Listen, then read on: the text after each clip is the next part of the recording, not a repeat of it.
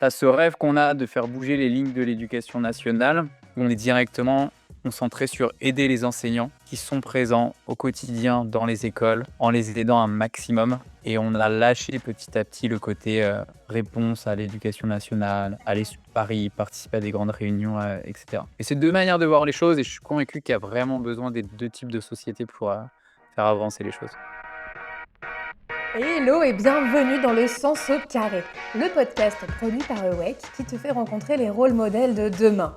Je suis Lucie Maurer et j'ai le plaisir de partager avec vous ces rencontres. Alors, qu'est-ce que c'est un rôle modèle? C'est quelqu'un dont le comportement, l'exemple ou le succès peut être imité par d'autres. Alors ici, notre idée, c'est de vous faire rencontrer toutes sortes de parcours, de personnes et de vous permettre de vous inspirer tous les mois avec des invités qui auront la générosité de partager un peu de leur histoire. Chose rapide à savoir sur moi. Je suis lyonnaise et fière de l'être. Je travaille chez EWEC depuis 2021 en tant qu'ingénieure multitâche, EWECeuse et comédienne et surtout passionnée de comédie musicale.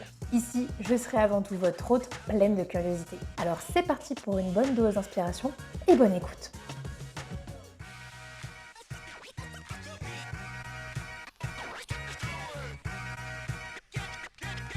Eh bien, bienvenue Benjamin, bienvenue dans le Sens au carré. Je suis ravie de t'accueillir pour cet échange ensemble. Merci beaucoup, Lucie, pour l'invitation. Ravi d'être là également. Alors Benjamin, est-ce que tu pourrais te présenter, s'il te plaît, en, heu, en 1 minute de la façon, qui te fait plaisir? Oui, avec plaisir. Donc Benjamin, j'ai 34 ans. Je suis le cofondateur, d'Osmose, qui est une société qui a pour mission de développer les compétences psychosociales à l'école. C'est vraiment quelque chose qui me tient à cœur depuis de longues années. Moi, j'ai eu la chance de découvrir ça quand j'étais en Australie. J'avais 20 ans, donc ça fait quasiment 15 ans, mine de rien. C'est vraiment un truc qui a changé ma vie à une période où j'avais aucune idée de ce que je voulais faire, de ma vie professionnelle, et je dirais presque même personnelle. J'étais très timide, peu à l'aise en société, avec une très faible confiance en moi et une faible estime de moi, tout simplement. Ce voyage a vraiment été un énorme tournant pour moi, d'avoir découvert toutes ces compétences-là, aussi bien que les rencontres que j'ai pu faire, avec les livres que j'ai pu lire sur le sujet. Et je me suis toujours demandé pourquoi on nous enseignait pas ça à l'école. Et après, il fallait juste attendre le bon timing, bon associé, bonne finance entre guillemets, que les planètes s'alignent, pour lancer un projet comme ça. Mais j'ai vraiment cette idée en tête, depuis, que je suis rentré d'Australie, parce que je me suis toujours dit que c'était primordial d'enseigner ces choses-là, à l'école, et plus on le fait tôt, mieux c'est à mon sens. Alors du coup, les compétences psychosociales, qu'est-ce que qu'est-ce que c'est, Parce que je suis pas sûre qu'on ait tous la ref, Complètement. C'est intéressant parce que quand on a démarré Osmose, on a mis, je pense, 1 an à trouver le bon mot. Parce qu'on entend parler de soft skills, on entend parler de compétences humaines, on entend parler de compétences, psychosociales. Nous, on emploie ce terme-là parce que c'est le terme officiel qui est employé d'une part dans l'éducation nationale et d'autre part par, l'OMS, qui a défini les 10 grandes compétences psychosociales. Donc on essaye vraiment de s'accorder sur ce mot-là, mais ça vaut également, et c'est la même chose vraiment, que soft skills, compétences humaines, et cetera. Et ça va vraiment, rassembler tout ce qui est, estime de soi, confiance en soi, gestion du stress. On a beaucoup parlé d'empathie ces derniers temps en France avec l'arrivée des fameux cours d'empathie, par Gabriel, Attal. Ça va parler également de communication, bienveillante, d'écoute des émotions. Je parle un petit peu également, le dernier, de connaissance de soi. C'est vraiment, nous, les 6 grandes thématiques qui nous tiennent, le plus à cœur. et ça, c'était, un sujet qui était proche de toi quand tu étais, un adolescent ou au contraire, est-ce que c'était assez loin? Non, j'ai l'impression que vraiment c'était très, très loin. Enfin, j'ai vraiment l'impression de jamais avoir évoqué ça à l'école, que ce soit primaire, collège, lycée. J'ai le souvenir d'un prof à l'université, qui était vraiment un prof, je pense qu'on a tous rencontré au cours de notre scolarité comme ça. Des profs qui nous ont vraiment marqués, où on s'est dit: «Lui, il est vraiment différent», et où on buvait littéralement ses cours. Et j'ai le souvenir d'un prof comme ça qui vraiment a commencé à en parler, mais j'étais à l'université, j'étais déjà dans ma deuxième année de fac. Ce qui est très bien en fait, et j'encourage encore, et c'est très bien, je pense qu'il y a de plus en plus de belles évolutions comme ça, à l'université. Mais nous, notre cheval de bataille, c'est vraiment de partager tout ça dès la primaire, Ouais, primaire et collège, pour vraiment ça on en parle dès le plus jeune âge. ouais. Et du coup, au niveau de ton parcours, donc tu es à l'université, qu'est-ce qui a Qu'est-ce qui a orienté un peu ton choix d'études? Est-ce que c'était, tu as université parce que tu as vu la lumière et du coup tu es entré? Ou est-ce que tu avais un choix assez précis, Non, c'est plus, la première version. J'ai plus vu la lumière et je me suis dit qu'il fallait bien faire quelque chose. Fallait bien faire quelque chose. J'ai fait un DUT technique de commercialisation avec toujours ce truc qui, je pense, concerne pas mal d'étudiants, dans le sens où tu te dis: «Je vais aller là-bas parce que ça me ferme pas trop de portes». Je me voyais pas du tout aller à la fac en licence générale. DUT pour moi, c'était vraiment le bon compromis. Avec le recul, je suis vraiment content de ce choix. Mais par contre, avec ce côté technique de commercialisation, pourquoi pas? Parce que j'avais un peu cette envie d'entreprendre, mais avec aucune idée de la thématique, pas spécialement, tu vois? Dans ce DUT, j'ai vu énormément de choses différentes et vraiment je le recommande, c'était sur Angers, c'est une très bonne, formation, mais pas avec de grandes convictions. Et j'ai toujours un petit peu admiré ceux qui savent dès l'âge de, 12-13-14 ans, ce qu'ils savent exactement. Ils veulent être médecin, ils veulent être coiffeur, ils veulent être plombier ou ce que tu veux. Moi, c'était vraiment pas du tout mon cas et c'était quelque chose qui était pas facile du coup, d'être un peu dans cette nébuleuse des études supérieures où tu avances, tu suis tes cours, mais en fait, tu sais pas exactement où est-ce que ça va te mener. et quand tu es parti en Australie, du coup, si j'ai bien suivi, c'était dans cette période-là, après ton université en tech de co, du coup? C'est ça, ouais, Ou pendant? exactement. C'était juste après le DUT où en fait, à l'arrivée de ce DUT, j'ai enchaîné 2 stages professionnels qui, se sont vraiment très mal passés et en fait, avec le recul, c'était vraiment les plus belles expériences professionnelles pour OK. moi. Enfin, ça m'a vraiment permis de me montrer quel monde du travail je n'envisageais pas du tout pour moi. Je pense que le côté salariat également était pas forcément fait pour moi, mais du coup, c'était très chouette, tu vois, de pouvoir l'explorer et de pouvoir se rendre compte, en fait, de ce que c'était. Et et je me suis dit: «Mais en fait, j'ai aucune idée, j'ai pas envie de rentrer dans le monde du travail, mais en même temps, j'ai aucune idée de poursuivre mes études parce que je sais pas où les poursuivre, malgré ces 2 années d'études». Donc c'est là, j'ai pris la décision de partir 1 an en Australie, quelque chose d'assez classique en soi maintenant, en visa working holiday visa, les PVT, avec un ami. On est parti, 1 an là-bas. Après, assez classique, moi j'aurais pas pu faire ça, quoi. Je Alors moi, je crois que le plus long que j'ai fait, c'était, quelques mois en Belgique, donc vraiment à l'autre bout du monde. Donc c'est quand même un choix, en plus à 20 ans, ouais, c'est un choix qui implique énormément de choses et qui est un peu un saut vers l'inconnu, donc c'est assez courageux quand même. Ouais, je Et pense que c'était courageux à ce moment-là, mais je pense que c'est ce que j'en avais besoin. Ça s'est pas mmh. fait, j'étais vraiment pas du tout aventurier en plus à ce moment-là. Enfin, du coup, tu emploies le très bon terme quand tu dis «saut vers l'inconnu». J'ai pas du tout des parents qui sont voyageurs. Mes parents comprenaient pas du tout mon départ. Du coup, ça a rajouté un petit peu de challenge dessus. J'avais toujours l'excuse de dire que je partais là-bas pour apprendre l'anglais. Les Mmh. parents avaient toujours la réponse classique de pourquoi l'Australie à 20 000 kilomètres et pas plutôt l'Angleterre. Bref, s'ensuivait un long débat sur le sujet. Mais je pense qu'il y avait cette envie aussi de partir un peu, ce côté un peu de partir au bout du monde parce que tu sais que tu vas pas revenir sous le moindre coup de tête ou le moindre problème, la moindre nostalgie, tu vois? Qu'on peut tous avoir quand on part en voyage comme ça, au début. Ouais. Et hem et j'ai pu lire un petit peu aussi dans une autre interview que tu avais pu donner que, comme tu disais, c'est ce voyage en Australie qui t'a fait un déclic. Heu, Qu'est-ce qui justement t'a fait un déclic? Est-ce que c'est le fait d'être loin et d'avoir du temps avec toi-même pour, réfléchir, ou est-ce que c'est vraiment la rencontre avec une mentalité différente qui, qui a eu ce déclic-là, la possibilité de voir que, bah, il y a des gens qui ont, on le sait, hein, dans la culture, anglo-saxonne, c'est une autre façon de concevoir les relations, c'est une autre façon d'apprendre. Heu, Qu'est-ce qui t'a le plus marqué finalement? C'est une très bonne question. J'ai l'impression qu'il y a tellement de choses qui m'ont marqué dans ce Mmh. voyage que j'aurais du mal, tu vois, à t'en sortir une.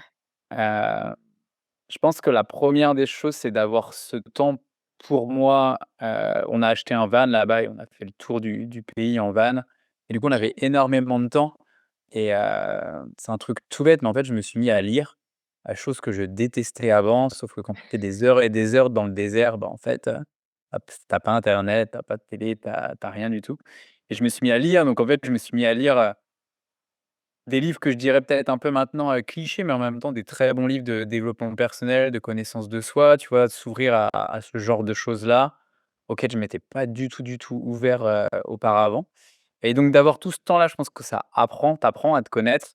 Hem, Ça m'a permis de gagner confiance en moi, mine de rien, parce qu'en fait, en voyage, tu rencontres énormément de personnes. On a eu différentes galères qu'on a super bien surmontées, donc petit à petit, au fur et à mesure des expériences, tu te rends compte qu'en fait, tu entre guillemets, tu je sais pas comment dire, tu pas si mal que ça et tu arrives à te débrouiller sur certaines choses qui t'auraient paru une montagne, 6 mois avant. Et après, der 2e chose qui me tient à cœur quand même, ça a été la rencontre avec d'autres personnes et en fait, les Australiens ont vraiment la mentalité, à l'américaine et une mentalité qui a ses avantages et inconvénients, heu, mais que moi j'aime beaucoup mine de rien. Ils sont assez fonceurs. On a fait différents travaux là-bas, souvent des travaux manuels, mais du coup, on a rencontré pas mal d'entrepreneurs et qui nous ont donné vraiment un peu cette foi de croire en nous et il y a ce truc, mine de rien, de l'échec qui est pas du tout un problème, là-bas et je me souviens quand on parlait avec eux de différents projets qu'on avait avec mon pote à notre retour d'Australie, on avait vachement cette, peur qui est assez légitime aussi, hein, de se planter et eux, là-bas, c'était vraiment, en fait, ils ont presque des fois du mal, enfin, les personnes qu'on a rencontrées en tout cas, du mal à voir où est le problème, surtout quand tu es jeune. Parce qu'en fait, c'est vraiment accepter de, bah, oui, lance-toi et si tu te plantes et alors au pire tu auras à ce moment-là, j'avais 20 ans, donc il me disait: «Mais si tu te plantes, tu auras 22-23, enfin, tu as toute la vie devant toi en fait pour, retenter d'autres choses et au pire retourner au salariat si ça marche pas et cetera». Parce que pour toi, c'était un de tes plans en revenant d'Australie de devenir entrepreneur ou c'était encore, les balbutiements pour toi?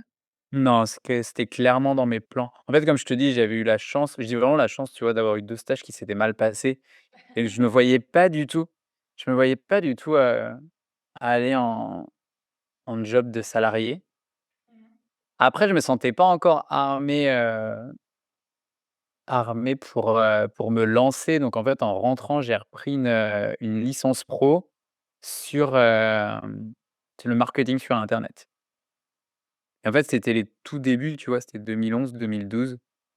C'était vraiment la période où on commençait à parler que tu pouvais créer, ta petite entreprise. Ce que j'entends par petite entreprise, tu vois? C'est, ton blog, ta chaîne YouTube ou des choses comme ça d'infoproduits et cetera et là encore, je pense que toute cette période-là et tout ce qui se développe même maintenant, ça a du bon et du moins bon. Mais mine de rien, ça permet à énormément de personnes de pouvoir se lancer et d'aller faire son exploration. Et bref, tout ça pour dire que je me suis dit que j'avais pas envie de me lancer comme ça direct, mais de reprendre simplement mes études. Et donc j'ai fait 6 mois de cette licence pro et après je me suis, lancé en indépendant. OK. Et Osmose, à 10 ans, je crois, c'est ça? Ou pas du tout? Osmose, non, non, non, pas du tout. Osmose, ça a pas 10 ans, ça a à peine 4 ans. À 4 ans. Parce que j'avais cru lire que, tu étais dans l'aventure entrepreneuriale depuis justement une dizaine d'années. C'est ça, ouais, depuis une Mais dizaine d'années, mais j'ai fait différentes choses et mais du coup, ce n'est pas Osmose. mais c'est pas Osmose, ouais. Non, non, c'est pas Osmose. Osmose, ça a 4 ans. C'est vraiment un projet que je me voyais pas mener tout seul. Ouais. Heu, donc j'ai vraiment pris le temps de réfléchir, avec quelle personne j'avais envie de m'associer. Heu, je sortais tout juste d'un projet avec un autre partenaire où on devait s'associer à la fin. Bref, ça s'est pas fait pour raison X ou Y. Donc je me suis laissé du temps, ouais, pour essayer de trouver, la personne qui avait aussi des valeurs communes avec moi et où le projet de l'éducation, là, lui tenait à cœur. Et c'était dans un autre épisode de podcast où, et l'invité nous disait, donc Adrien Moine, que quand, on monte une boîte, souvent il faut, un rêveur, un comptable et un vendeur pour que ça puisse tourner, et que l'une des erreurs qu'il avait fait au départ, c'était qu'il s'était associé, mais avec un deuxième rêveur, et quand il y a 2 rêveurs ensemble, c'est plus difficile que ça marche. Et je me souviens que quand il m'avait dit ça, je me suis dit: «Ah bah, effectivement, c'est vrai qu'on peut avoir tendance à avoir ce truc, avec, je le vois avec des élèves de temps en temps qui me disent: "Ah ouais, mais là avec nos potes, on va se mettre ensemble, on va faire un groupe, ça va être super"», et en fait les 3 vu trinômes ou ou le duo, c'est les mêmes. Les 2, c'est des super vendeurs, mais il y en a pas un pour avoir, finalement une structuration ou l'autre. Donc est-ce que toi, c'est quelque chose que tu as recherché quand tu as voulu un associé? C'est quelqu'un qui était différent de toi ou au contraire, Je partage complètement le constat de ton invité. J'ai pas retenu le nom, mais côté rêveur, comptable et vendeur, je l'avais jamais vu comme ça, mais vraiment cette complémentarité. Je pense que ça a été l'une de nos erreurs et en même temps, là, tu vois, je le partage dans le podcast parce qu'on en parle librement, entre nous. En termes de compétences, on a des compétences assez similaires. Je pense qu'il nous sauve depuis 4 ans, c'est que par contre en termes de caractère et de soft skills pour le coup, on est très différents. Donc là-dessus, on a cette véritable complémentarité. Moi, maintenant, je suis devenu, ce qui est intéressant, ça a été une transformation totale depuis 10 ans, mais je suis devenu très fonceur, je prends mes décisions très rapidement. Je suis vraiment de l'école, des fois j'avance et je réfléchis après, tu vois? Et et mon associé est beaucoup plus patient et beaucoup plus sur le long terme et cetera, donc là-dessus, on s'aide. Par contre, notre défaut d'association, c'est qu'on est tous les 2 issus, on a travaillé un moment en agence marketing, tous les 2. Donc on a vraiment ces compétences-là, très communes et je pense qu'on est tous les 2, quand on a lancé Osmose en tout cas, on s'est pris plusieurs murs, donc ça nous a ramenés à la réalité. Mais quand on a lancé Osmose, on était vraiment 2 rêveurs, heu, qui s'étaient dit: «Nous, ce qu'on veut, c'est juste révolutionner l'éducation. On veut qu'Osmose soit présent dans les, 30 000 écoles». Il y a un peu plus de 30 000 écoles primaires en France. C'était vraiment notre objectif premier. Et c'est très bien. Les quelques murs qu'on s'est pris nous ont ramenés à la réalité. Hem Donc j'arrive à avoir moi un côté quand même que j'aime bien, ça fait partie des choses que j'ai appris en apprenant à me connaître sur le côté vendeur. Mais, tout ça pour dire que cette complémentarité avec son associé est hyper importante, mais pour moi, elle est aussi importante en termes de compétences que de caractère, tu vois? C'est vraiment la leçon moi que je retiens là, à l'heure actuelle d'Osmose. de pouvoir s'épauler dans justement la structuration ou les prises de décision OK, tu as besoin de si tu en as besoin que moi je tranche, moi je vais trancher, quoi. Ouais, ouais, complètement. Complètement, ça aide et je pense que c'est comme ça qu'on arrive à tenir depuis 4 ans aussi. Après, on a su s'entourer de freelance à côté en se disant: «En fait, là, faut acter qu'on n'est pas bon dans ce domaine-là» et du coup, savoir Mmh. déléguer, certaines choses. Mais clairement, je pense que l'association parfaite et je sais pas, en fait, en disant ça, je sais pas si elle existe vraiment cette association parfaite. Mais c'est cette complémentarité compétences et en même temps sur le côté caractère. Et tu l'as dit, vous vous êtes pris les murs et j'allais justement te demander, est-ce que c'est facile de s'attaquer, bien qu'on ait des convictions fortes, à une structure aussi grande et impressionnante que l'éducation nationale? Non, c'est pas facile. Clairement, c'est pas facile et je vais pas envoyer du rêve là-dessus. C'est pas facile et je pense qu'il y a 2. On a exploré les 2 méthodologies, à mon sens, pour essayer d'y arriver. Parce que je pense qu'on n'y a pas on n'a pas encore réussi pleinement tout ce qu'on voulait faire, mais on avance en tout cas. Et là encore, c'est suivant la structuration que tu as envie de donner à ta boîte, tu vois? Tu as ce rêve qu'on a de faire bouger les lignes de l'éducation nationale et après de notre point de vue, il y avait un peu 2 méthodologies pour y arriver et en France, on est de plus en plus et c'est très bien. On est quelques startups à se lancer dans ce domaine-là, on est 4-5. Il y a celles qui essayent de faire bouger les choses, vraiment de tout en haut. Donc avec le ministère de l'Éducation nationale, qui se déplace énormément sur Paris, qui participe à énormément de Mmh. réunions et cetera. C'est des choses qui prennent énormément de temps et peut-être que ça va leur prendre 4, 5, 6 ans et par contre, le jour où ça va arriver vraiment à bouger, ça aura un impact, énorme. Nous, on a essayé ce modèle-là et on s'est très vite rendu compte que vis-à-vis de, justement, nos qualités intrinsèques, en fait, ça ne correspondait pas spécialement et vis-à-vis aussi, on en parle, je trouve, assez rarement, hem, de comment nous, on a le conçu le projet vis-à-vis de notre vie personnelle, en fait et on a mis du temps à se l'avouer. Moi, j'ai mis beaucoup plus de temps à me l'avouer, que mon associé, mais s'avouer qu'en fait, nous, on n'était pas prêts à sacrifier notre vie personnelle pour le développement de la boîte et qu'on voulait garder. Je sais que certains te disent que c'est de la «connerie» entre guillemets, mais on avait envie de garder cet équilibre vie perso et vie pro et en fait, moi, j'ai beaucoup de respect aussi pour ceux qui sacrifient vie perso, tu vois, pour leur projet Mmh. entrepreneurial. Mais force est de constater, en fait, quand on s'observait, quand on observait notre manière de réagir aux différents événements et cetera, qu'on n'était pas prêt, à ça et donc on a décidé de prendre la deuxième entrée, entre guillemets, qui est vraiment l'entrée sur le terrain, où on est directement concentré sur aider les enseignants qui sont présents au quotidien dans les écoles, en les aidant un maximum et on a lâché petit à petit le côté, réponse à l'éducation nationale, aller sur Paris, participer à des grandes réunions, et cetera. Et c'est 2 manières de voir les choses et je suis convaincu qu'il y a vraiment besoin des 2 types de sociétés pour, faire avancer les choses. Et je suis contente que tu ailles sur le terrain de on n'est pas obligé de sacrifier sa vie personnelle pour être entrepreneur parce que j'ai l'impression que c'est quand même souvent le message qui revient. Moi, quand on me dit entrepreneur, je vois quelqu'un qui, travaille tout le temps, qui n'a plus de vie et qui, alors je donne évidemment la caricature, hein, mais c'est quelque chose qui, peut faire un petit peu peur, je pense, d'entreprendre parce que justement on dit: «Bah, moi c'était pas trop dans mon plan de vie de tout sacrifier, de plus avoir, de passion». Je grossis le trait encore une fois, hein, de plus avoir de passion, hem, pour mon projet parce et si jamais ça foire, est-ce que j'ai perdu 5 ans? Enfin, je trouve que c'est quelque chose qui est très, très lourd, comme décision, quand on le voit comme ça. Ouais, complètement. Et je pense que c'est vraiment propre à chacun, en fait et que tu t'en rends vraiment compte parce que j'ai travaillé sur d'autres business avec des personnes qui sont vraiment faits pour ça et qui, en fait, travaillent 12-15 heures par jour. Mais en fait, sont heureux de travailler 12-15 heures par jour et Mmh. pour moi, la différence, elle est énorme là. Hem, c'est des personnes pendant un moment, j'étais en association avec quelqu'un qui pouvait travailler, ouais, 12-15 heures par jour, des semaines entières chez lui, sans voir grand monde, sans avoir une grosse vie sociale, ni une grosse vie familiale et en fait, il était épanoui comme ça, à ce moment-là, en tout cas et tant mieux.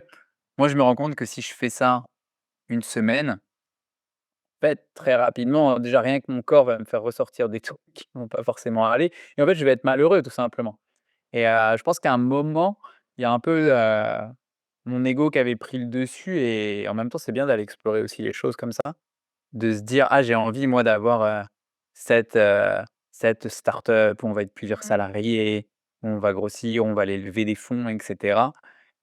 Et c'est très chouette d'aller explorer un petit peu ce fantasme. Moi, j'invite toujours les personnes à aller explorer un peu son fantasme et en fait, rapidement, tu as des feedbacks où tu te rends compte, est-ce que tu t'épanouis, est-ce que tu t'épanouis pas? Et c'est là que tu réajustes le curseur, en fait. Derrière, il y a plein de types d'entrepreneurs, en fait et c'est hyper important d'apprendre à se connaître et de voir, quel type d'entrepreneur tu es si tu as envie de te lancer. Et c'est chouette d'entendre qu'il y a différents types d'entrepreneurs.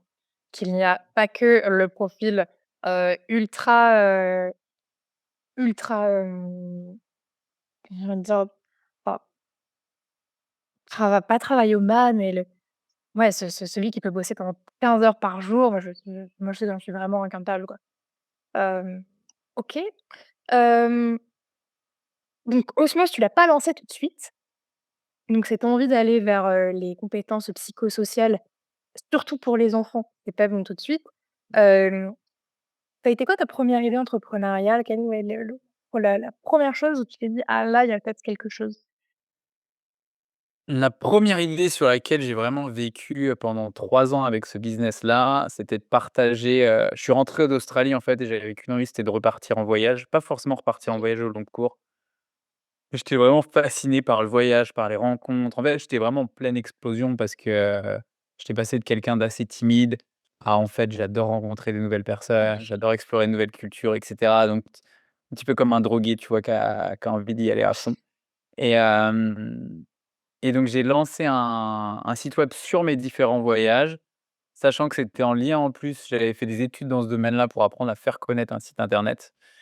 Petit à petit, ça a été la bonne période en plus, je pense. Il a commencé à se faire connaître et donc après je me faisais rémunérer sur mes voyages. Soit je faisais des voyages qui étaient sponsorisés, où on te finance certaines choses quand tu voyages, soit je mettais de la publicité, ce qu'on appelle des liens SEO, en lien avec le voyage que j'avais fait sur mon site web et ça a été une période passionnante. J'ai fait ça de 2012 à 2015, et ça m'a permis de continuer à voyager, notamment l'hiver, parce que j'aimais pas trop l'hiver, en France à ce moment-là. Mais c'est trop cool! C'est trop bien! C'est très chouette parce que ça, tu vois, on en revient aux différents types d'entrepreneuriat, ça me collait parfaitement à ce moment-là. Parce que moi, ce que j'avais envie, en fait, c'était pas de faire, à ce moment-là, une big start-up ou de gagner, des millions. Moi, ce que j'avais envie, c'était d'être purement libre et de gagner, ma vie avec quelque chose où j'y trouvais du sens à ce moment-là, de partager mes voyages et d'inciter d'autres jeunes. En fait, j'ai écrit un livre sur mon voyage en Australie et j'étais hyper content, en fait, quand j'avais des jeunes qui me contactaient, qui me disaient: «Ah, j'ai lu ton livre et du coup, j'ai pris mes billets et je pars dans, 3 semaines, un mois». C'était, une super fierté, d'avoir des retours comme ça. C'est génial, enfin, c'est une expérience, c'est dingue. Hem, avec, les jeunes, on utilise beaucoup un outil qui s'appelle l'Ikigai, tu connais peut-être? Heu, c'est un outil qui te permet de pouvoir savoir ce que tu aimes, ce que tu sais faire, ce qui a du sens pour toi et comment tu peux te faire rémunérer et c'est souvent que, on trouve des jeunes qui disent: «Ben, moi, j'adore voyager», mais qu'ils le mettent juste dans la zone, ce que j'aime et c'est tout et ce que j'aime bien, c'est qu'avec, une expérience comme la tienne, ça montre que le fait d'aimer voyager, ça peut être un vecteur et ça peut être une source d'énergie pour te faire rémunérer pour ça. Bon, alors évidemment, derrière, il faut pouvoir alimenter un site internet, il faut pouvoir, le faire vivre tout ça. Mais ça peut aller plus loin que juste: «Ouais, bah, quand je serai en vacances, quoi». Donc heu, donc c'est chouette, trop cool et donc là, quel est ton lien avec, les enfants justement, avec, le fait de pourquoi cette, cible-là pour Ouais, les leur apprendre les compétences psychosociales? ouais, c'est vraiment propre à mon histoire, comme je te le disais en introduction, hein. Je me suis toujours demandé pourquoi on nous enseignait pas ça à l'école. Quand je dis ça, c'est ces fameuses compétences psychosociales. J'ai toujours été convaincu et d'autant plus maintenant, je trouve, je vais pas me lancer dans une grande tirade, mais, dans un monde où, tu vois, tout est de plus en plus polarisé, où je trouve que chacun a tellement des opinions très tranchées, où il y a de moins en moins de la place, c'est soit noir, soit blanc, il y a de moins en moins de place au gris, tu vois? À la nuance et au fait de s'écouter. Je suis convaincu que ça résoudrait énormément, énormément, de choses. Ça me touche aussi quand je vois des gamins ou des jeunes qui ont très peu confiance en eux, heu, qui sont un peu timides et qui du coup vont petit à petit rentrer dans le moule malgré eux et en fait derrière ça va faire des adultes au bout d'un moment qui sont malheureux en fait, mais du coup ils s'en rendent compte à 30, 40, 50, 60 ans et c'est hyper intéressant parce que au début, tous nos adhérents, Osmose, c'était des personnes comme ça qui avaient la même réflexion et moi j'ai eu la chance de l'avoir à 20 ans. En fait, très souvent, tu discutes avec des adultes, 30, 40, 50, 60 ans, 70 ans, qui disent: «Ah j'adore ce que tu fais, j'aurais tellement aimé découvrir toutes ces compétences-là. Plus jeune, ça m'aurait évité tellement d'erreurs» et aussi bien, personnelles que professionnelles, derrière. Donc ouais, c'est comme ça qu'on en est arrivé là, que j'en suis arrivé là et qu'on en est arrivé là avec Vincent, mon associé, d'arriver à se dire, si on fait ça dès le plus jeune âge, bah, je pense que tout comme dit, on a un parrain, officiel, on a 2 parrains officiels avec Cosmos. On a la chance d'avoir Thomas Azenbourg, qui est quelqu'un qui est très connu dans le milieu de la CNV, de la communication non violente et on a Julien Perron, qui organise notamment le congrès innovation en éducation et il dit toujours, en fait: «Tout part de l'éducation».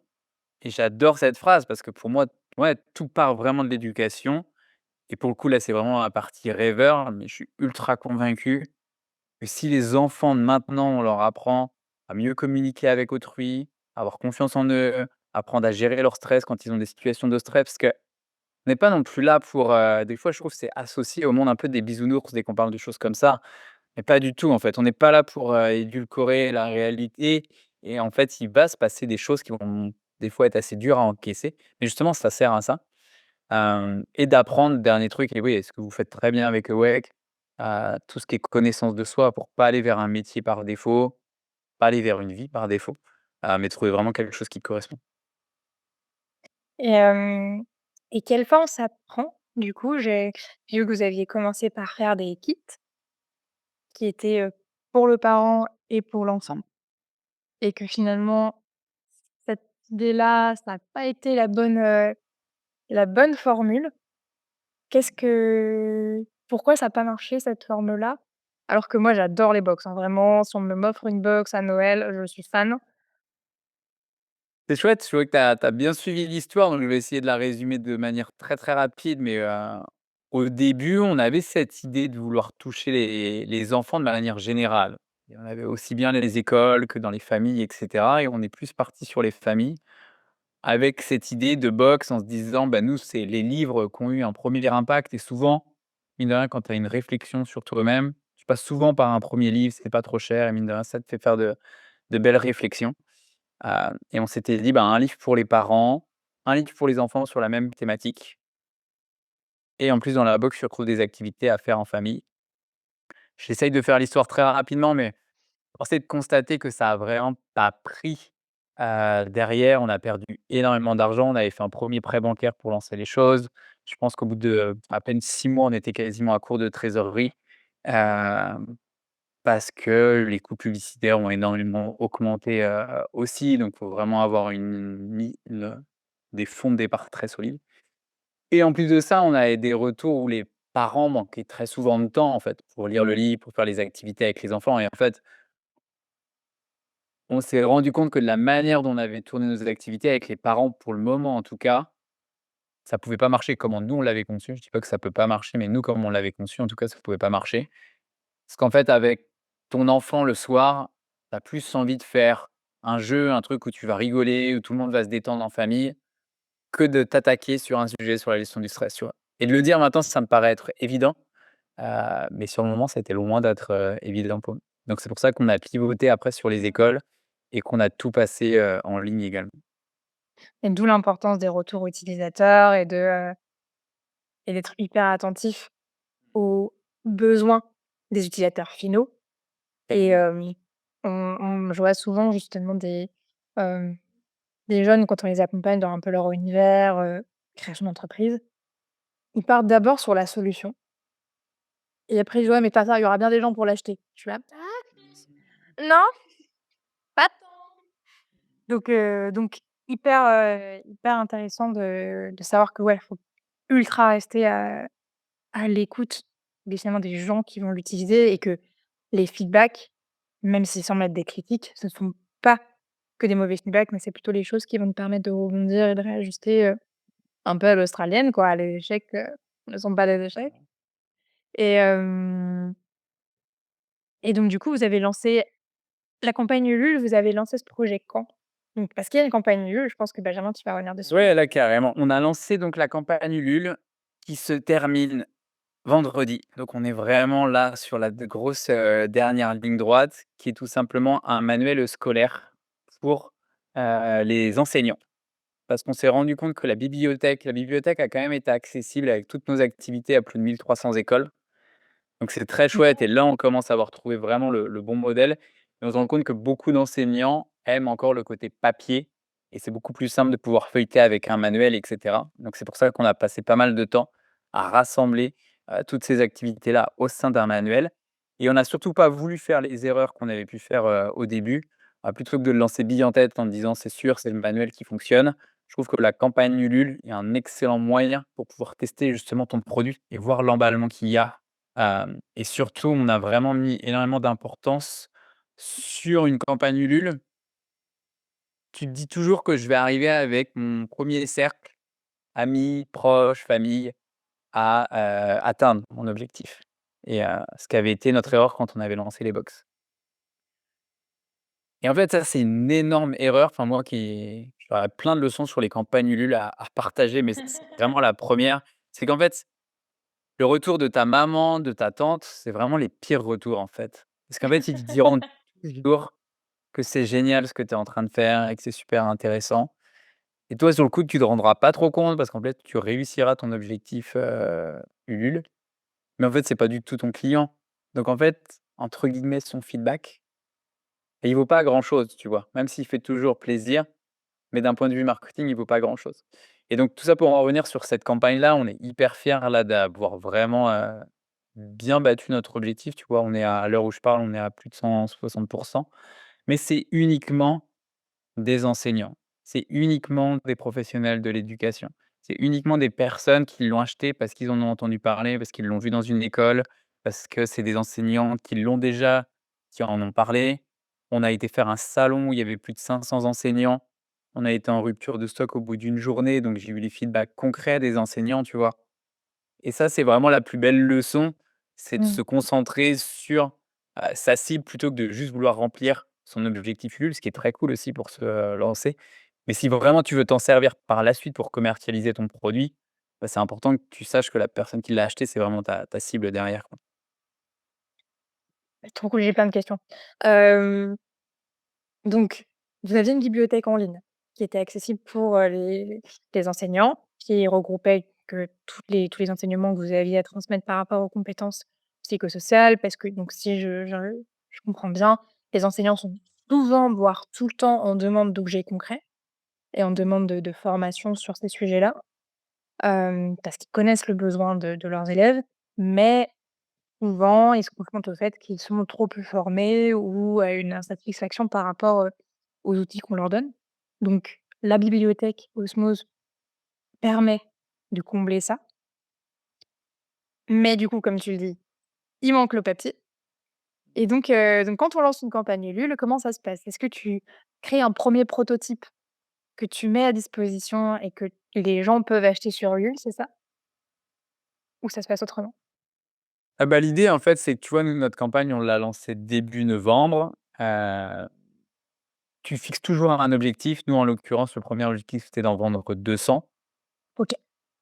Si tu atteins pas cet objectif, toutes les personnes sont remboursées et donc tu n'as pas à sortir ton produit et c'est là l'énorme avantage, ce côté où, nous, on a bossé sur le livre en amont quand même pour vraiment le structurer et cetera. Mais à l'inverse de devoir l'imprimer, trouver l'imprimeur, avancer tous les coûts d'impression alors que tu sais pas combien tu vas en vendre, bah, là, on prend le système à l'inverse et on se demande combien on va en vendre et est-ce qu'on va atteindre notre objectif pour lancer, les impressions? Et c'est vraiment la Une sorte grosse de différence, qu'il y a. une sorte de précommande. Ouais, complètement. Ouais, c'est ça, c'est une précommande, ouais, complètement. OK. Et du coup, comment, ça marche chez Osmose? Est-ce que vous avez un pôle, un peu pédagogique qui réfléchit sur, ces questions-là, qui produit, le livre? Ou est-ce que c'est toi et Vincent qui réfléchissez? Ou vous êtes plutôt vous l'image de Osmose? Non, Comment c'est comment vrai ça se qu'on a passe? j'ai vraiment fait l'histoire d'Osmose en accéléré, mais point hyper important, toutes les activités, aussi bien qui sont présentes sur la bibliothèque que sur le manuel, et beaucoup sont très similaires, c'est juste que sur le manuel, on a tout rassemblé. On a toujours fait ça avec, ce qu'on appelle le collectif Osmose, qui sont des enseignants, des professionnels de l'éducation qui sont adhérents avec nous à l'année, donc ils payent une cotisation à l'année pour avoir accès à la bibliothèque, mais surtout, ils réfléchissent avec nous sur les activités dont ils ont besoin. Ils les testent directement dans les écoles ou avec les enfants qu'ils ont, en séance. Ça nous permet d'avoir des feedbacks, nous, concrets du terrain et comme ça, ensuite, on les améliore, on les modifie, on réajuste et cetera à chaque fois. Donc on a toujours voulu que les ressources et les activités soient faites par un maximum de professionnels. Donc on fait des réunions en ligne, très régulièrement. Pendant plus d'1 an et demi, on en a fait, tous les mois. On réfléchissait ensemble. On attaquait une, compétence. Donc si je prends, je sais pas, la connaissance de soi, tu vois? Et on se mettait pendant un mois à fond à réfléchir, quelles sont les activités qui seraient le plus simples pour aider les enfants et pour aider les enseignants à apprendre à travailler la connaissance de soi.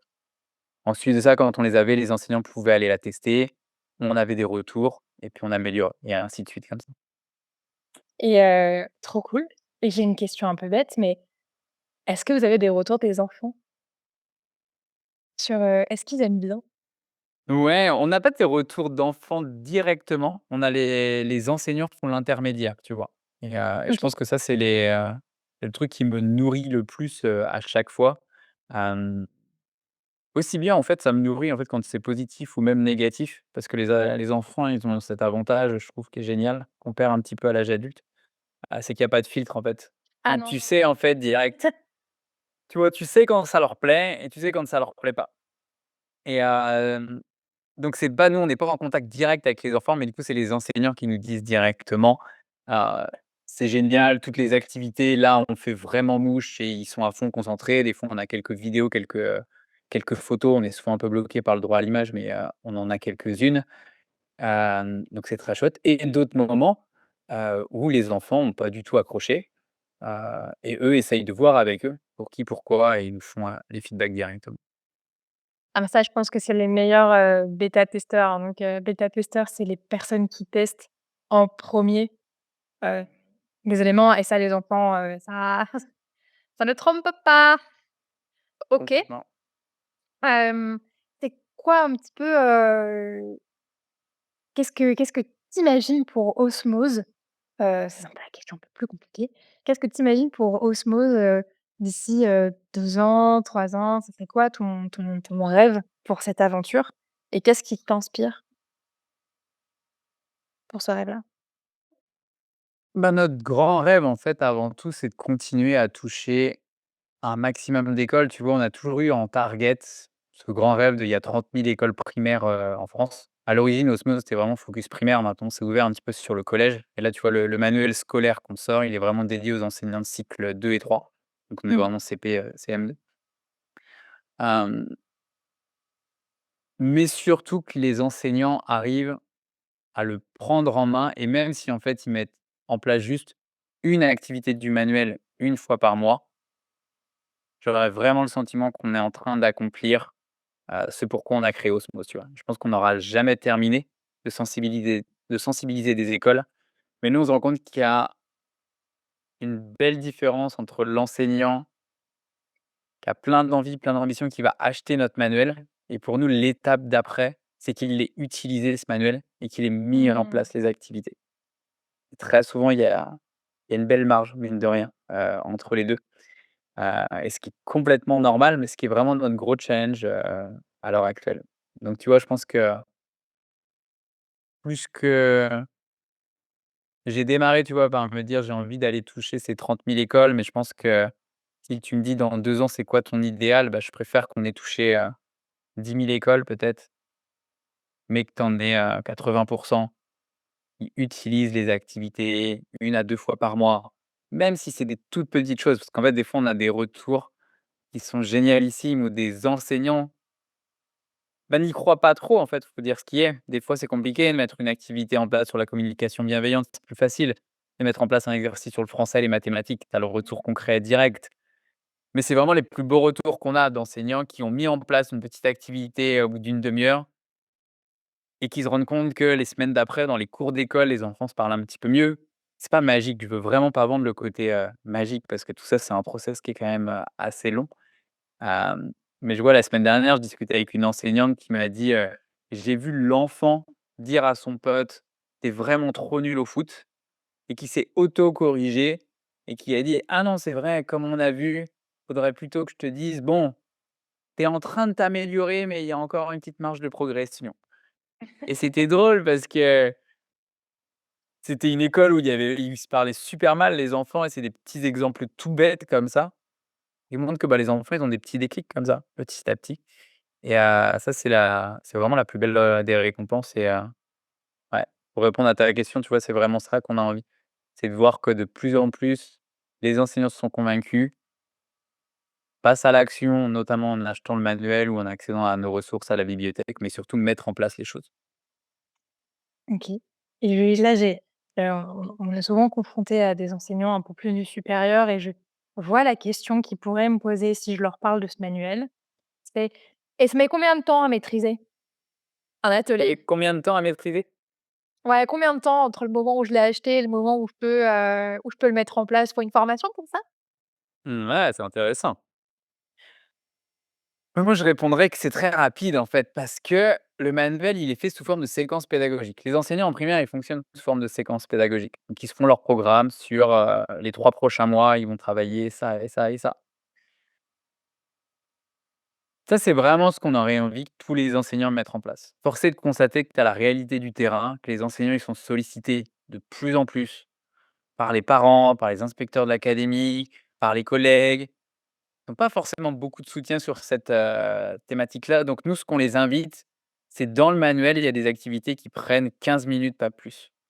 Des fois, des exercices, tout simplement de méditation qui vont prendre 15 minutes, la météo des émotions qui va prendre 5 minutes en début de journée et le faire juste une fois par semaine et voir, en fait, ce que ça rapporte. Et ça, il y a pas besoin d'être formé pour ce genre de choses. Il y a vraiment tout qui est expliqué dans le manuel. Il y a tous les polycopiés, il y a toutes les choses qu'ils peuvent distribuer aux enfants, et cetera.